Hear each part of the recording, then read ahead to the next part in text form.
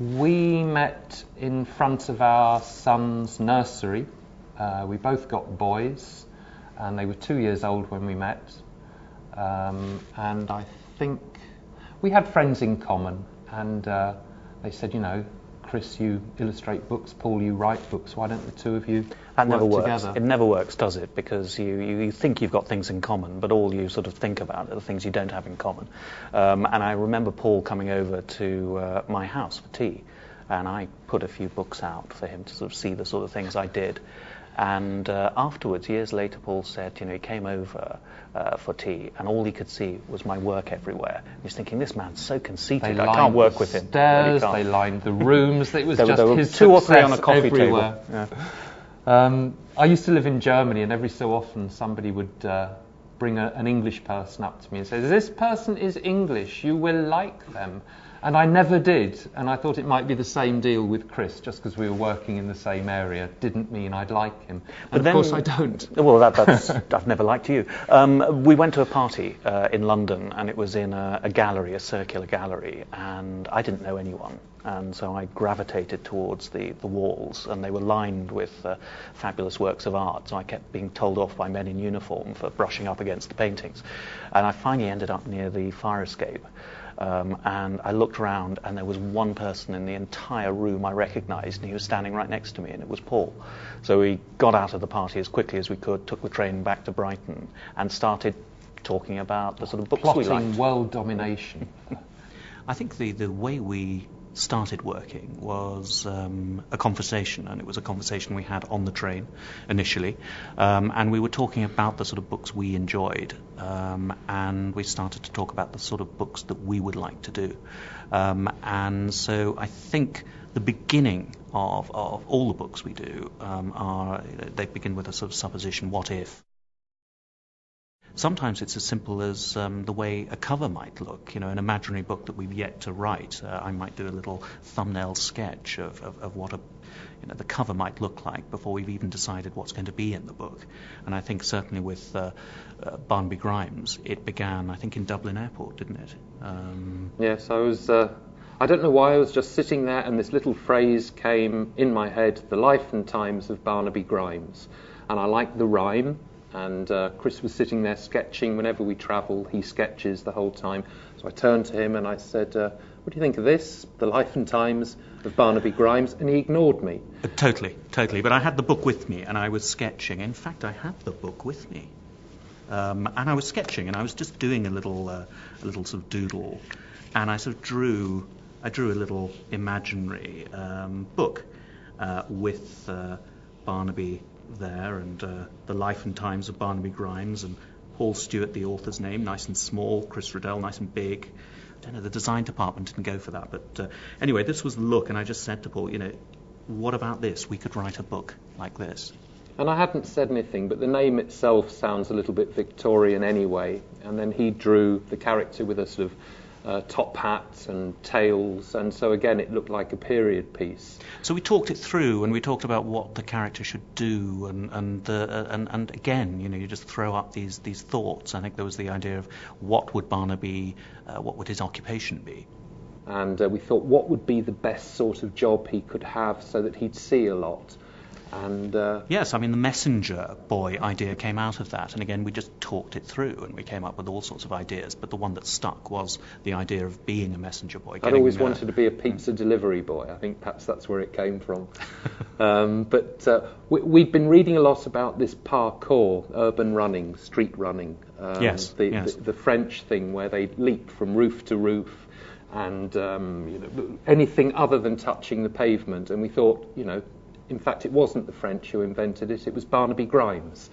And he called it high stacking. And it made great sense to actually put these two things together, the sort of urban running thing, very modern, but give it this Victorian spin, and then have him, jumping over the rooftops, and we could invent a whole vocabulary for, how he did this. But it also gave him a completely different perspective on the city below. He would see things that other people would miss. And so it introduced this whole notion of the sort of gothic and the spooky into the stories. And so he could be up on a glue factory at midnight and see a great sort of hellhound, sort of suddenly bounding across the rooftops. Before we begin to write, I think we've talked through all the possibilities. But what we don't like to do is plot things out. You know, we don't actually want to know what the story is. We want to set all the parameters, figure out who our character is, what he does for a living, where he lives, the sort of setting, and then we want the story to take over. And the actual writing process becomes fun because we're never quite sure what the story is until we actually start telling it. Well, we worked on these in quite a different way from other things we've done. We started off with a climax, or the bit just before the final kind of working out of the story, and then went backwards to work out why it had happened.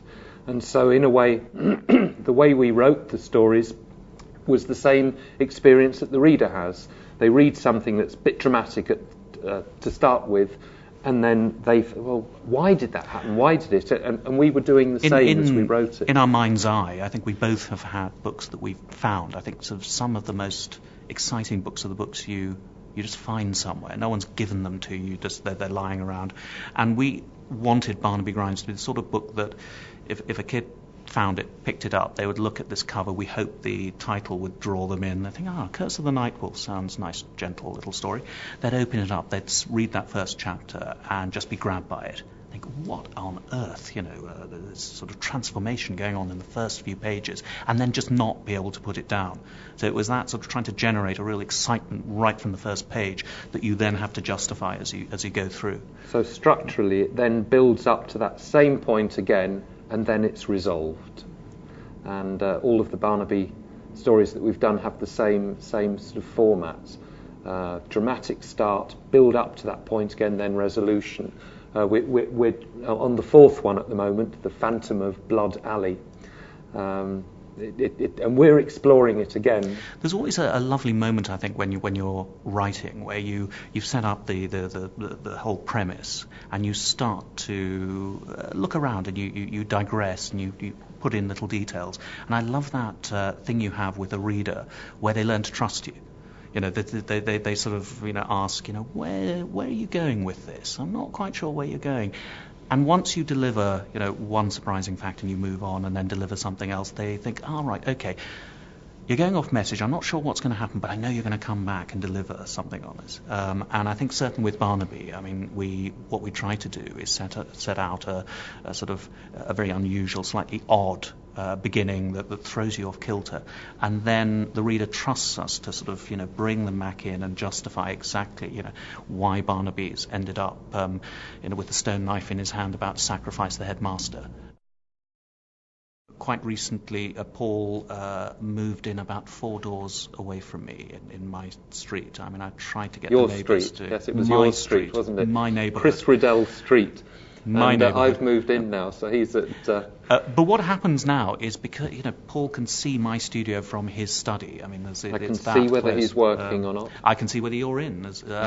And what happens is Paul will talk things through. We'll have a long conversation. We'll start to talk maybe about a particular chapter or a structure of the book. And then Paul will start with the first draft. And then at some stage when he's written the first chapter, he will walk out of his front door, down the street, down through some gates to my studio, knock on the door and deliver the chapter to me. And I get this wonderful chance to read it through and with a pen just score out paragraphs and put little notes It's in. a brutal process. I enjoy it. It's really good. I never thought that collaboration was going to be like this, but it actually works very well. And I think, because we met when we were quite old, neither of our egos are so kind of big that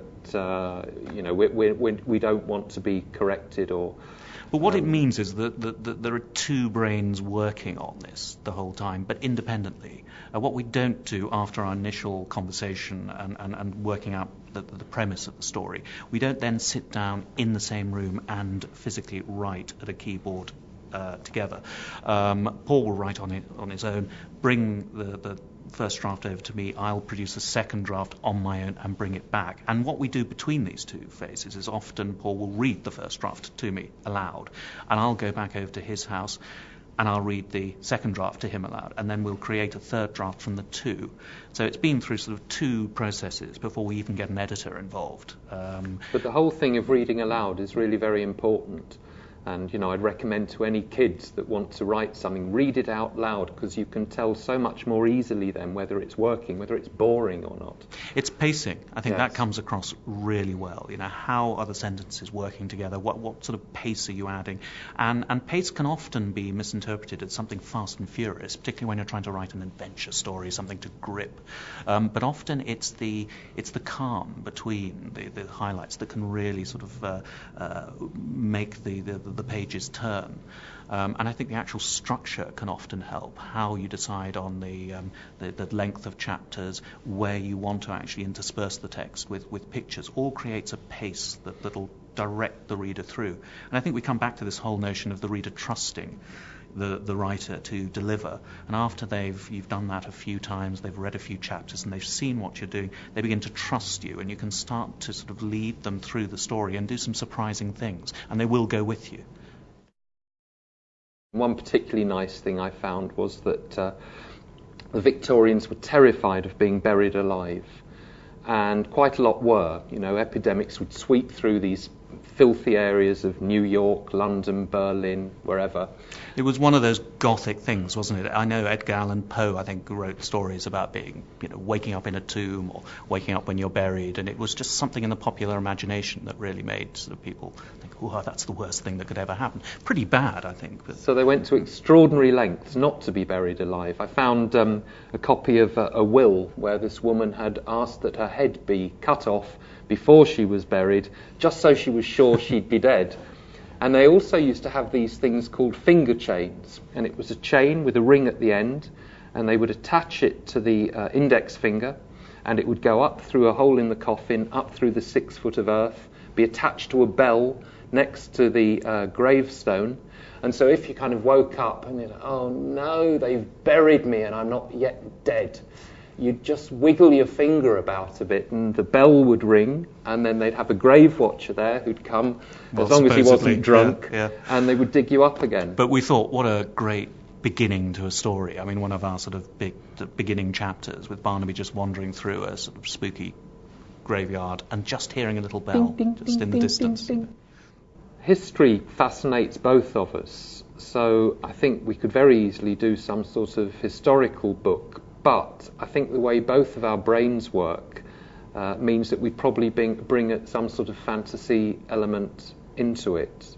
What I like to, with the Edge Chronicles, there's all sorts of things that you could look at a section and say, well, that's got, sort of, I don't know, some similarity with Mexican or Inca rites, or that bit could be a historical battle, but we've taken them and used them for our own purposes, so that it's not a straight retelling of history or a political situation. It's adapted for our own reasons. I don't think either of us enjoy high fantasy as such, sort of elves and goblins and the sort of Celtic, mythology particularly. I've always rather enjoyed the, I suppose, Victorian, the Gothic, and I think when we sort of start to invent a sort of fantasy world, I think it often is built from the sort of outside in, and we start with facades, the looks of things, the cut of people's clothes, the character development. And I often draw characters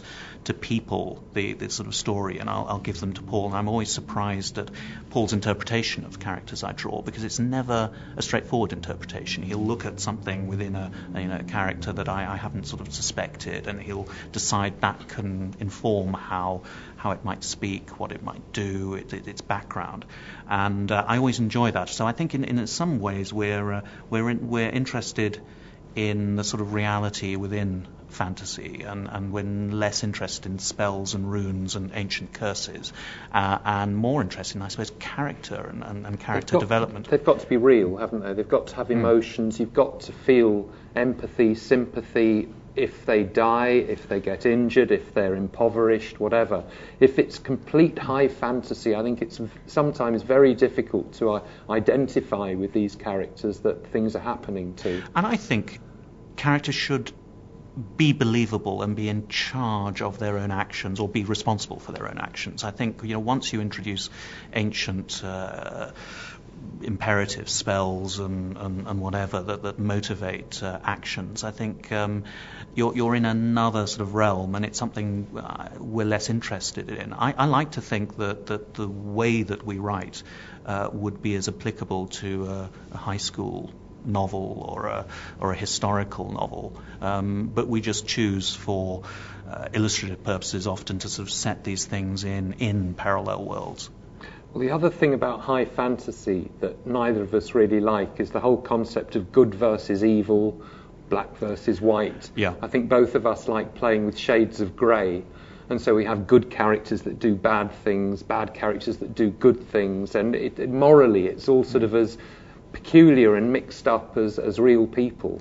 It also allows one to actually use things from the real world to sort of come into our world, because when we create a fantasy like the Edge Chronicles, we're as interested in the formation of a political system or a set of religious beliefs that societies will start to form, and the movements of population, lots of things that sound in themselves quite dry, but when you actually put them into a sort of story construct, become dynamic and actually sort of mean that our characters can move through this landscape and have sort of very interesting experiences. And I think it's that way of introducing things that have a certain reality in the outside world into a fantasy setting that we enjoy. Barnaby doesn't live in a real Victorian city as such, but all sorts of things around him come from the sort of research we've done into all things Victorian. I don't know what it's like here in the States, but certainly in England there's a tendency now to take a book and not to read it just for pleasure, but to take something out of it, like a paragraph, and then look at the use of the semicolon or the gerund. And I think there's no more guaranteed way to destroy a love of reading. And I think the most important thing is for a kid to just open book after book after book. And some of them they won't like, but some of them will absolutely grab them. And when you find that book that you do like, then to explore other ones written by the same author, and then maybe go to Amazon or Google and find somebody else that writes in a similar way, or find what other people like along the same lines, and just explore and explore. And what happens with that, I think, when you start to just enjoy reading for its own sake, not because of what it can teach you, not because your teacher said you have to, or any of that stuff, you just enjoy reading for its own sake, you start to talk about books. And there's nothing nicer than talking about books. The last book you read, a book recommended to you, giving someone a book that you enjoyed and say, you're going to love this, read this. And I think once you become a reader, there's always that one book that tips you over the edge and you become an avid reader. And I think if there's one thing that Paul and I want to do and have strived to do through all the books we've done, is try to sort of write that one book that one reluctant reader who's not interested, and I'm not interested, will find accidentally on a rainy Sunday afternoon and open up and start reading about a boy turning into a werewolf and think, wow, that's not bad, and start to read it and then maybe recommend it to someone else, and then go out and just find another book and another book and another book and become a reader.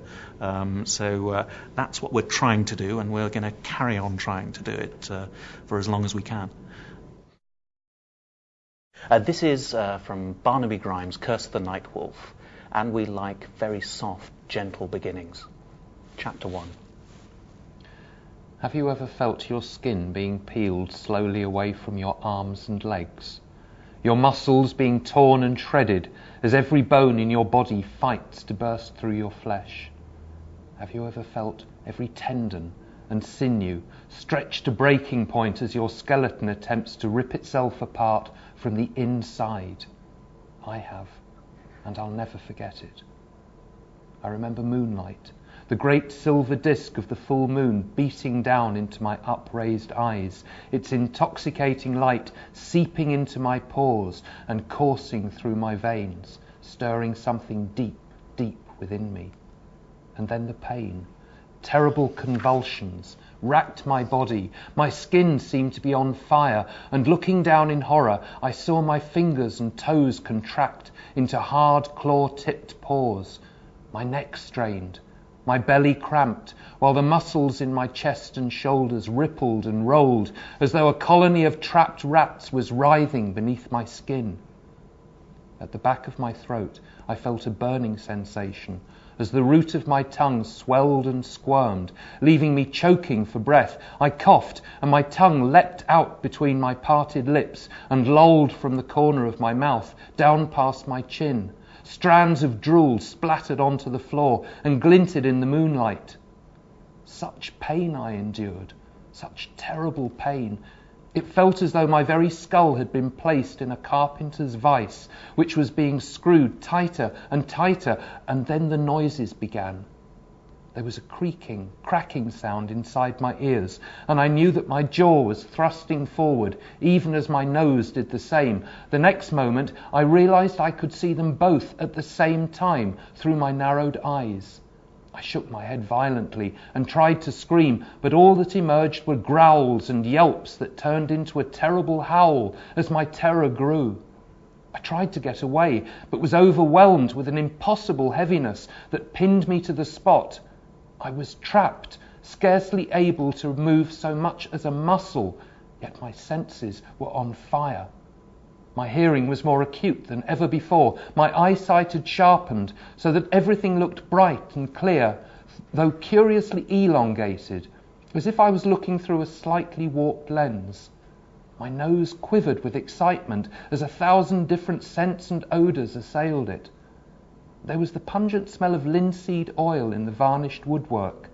There was the fragrant perfume of a recent visitor, as well as the sour underlying sweat she had been attempting to conceal.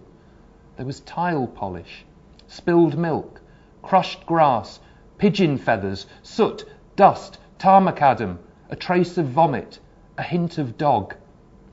And then the itching began, all over my body, scabrous, overwhelming and impossible to ignore. It had me scraping and scratching at every inch of my skin with my claws, using all the energy I could muster. And as I did so, my jaw dropped with a mixture of horror and shock as I witnessed my smooth, almost hairless skin begin to sprout thick, dark fur. Horrified, I stared up and howled once more. My clothes lay in tatters about me. The cramped and dingy chamber was heavily padded. Each wall and surface had been covered with a heavy, pale grey felt quilting that deadened all sound, quilting which, even as I looked, revealed dried splashes of blood. Above my head was the skylight, a thick double-glassed window in the low sloping ceiling, like a monstrous eye, which concentrated the beams of light from the full moon down into the chamber. I stared back, transfixed. Then I heard it, a low, unpleasant chuckle that came from behind me. With great effort, I slowly turned my head. A figure was looking down at me. He was dressed in heavy robes and a huge, sinister hood which obscured his head and face completely. The moonlight glinted on the dark glass panels that concealed his eyes, and on the huge silver and glass syringe he had clasped in his gloved hand.